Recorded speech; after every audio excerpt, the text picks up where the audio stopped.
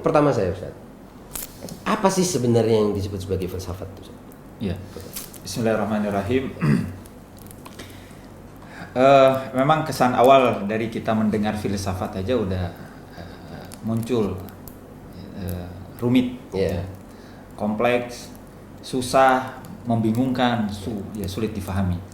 Dan itu saya kira wajar, memang dalam tradisinya, utama dalam filsafat Islam, itu dipengaruhi oleh teks-teks yang diproduksi atau dibuat oleh Aristoteles. Metafisik misalnya, kalau kita baca, belum tentu juga orang Yunani saat itu baca faham.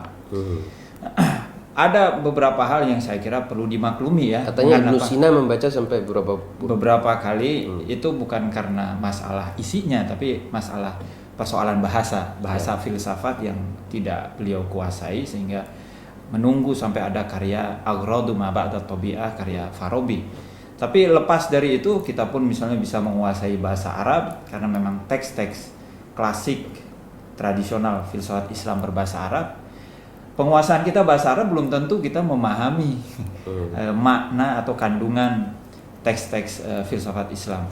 Dan itu saya kira saya akan menjelaskan terlebih dahulu supaya kita memaklumi kenapa filsafat Islam itu rumit.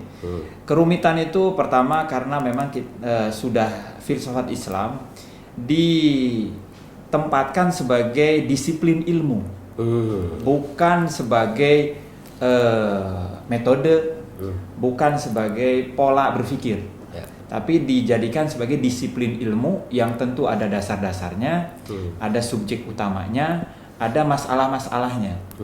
Karena itu juga ada persyaratan-persyaratan yang perlu dipenuhi sebelum memasuki bidang yang namanya filsafat, filsafat atau metafisika. Yang kedua, filsafat yang didisiplinkan itu yaitu filsafat dalam pengertian ilmu tentang ada sebagai ada. Ilmun yabhath an maujudin bima huwa maujud. Nah, inilah yang membuat ilmu tersebut jadi rumit dan karena itu sangat elitis atau eksklusif. Yang ketiga yang membuat filsafat ini secara natural menjadi secara tidak natural, itu karena memang sengaja diperumit.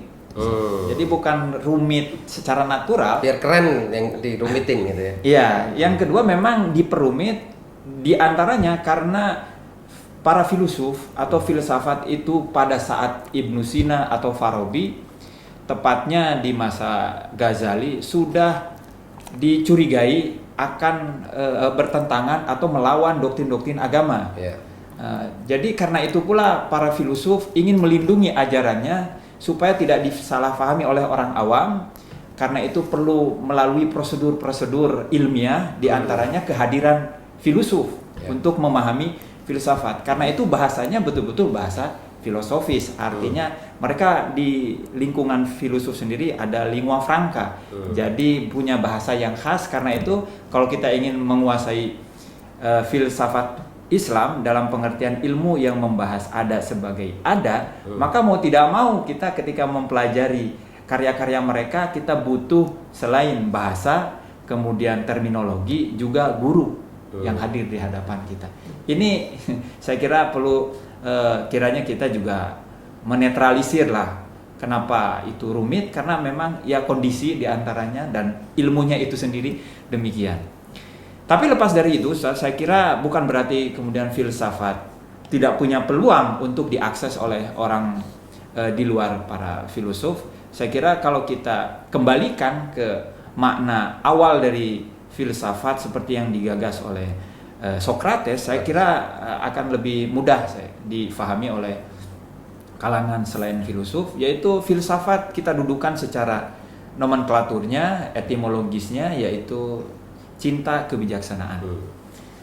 Karena itu saya kira sangat adil filsafat di sini. Pertama, menekankan cinta, sisi subjektivitas, sisi emosionalitas. Yang kedua, kebijaksanaan yang ditandai dengan kebenaran.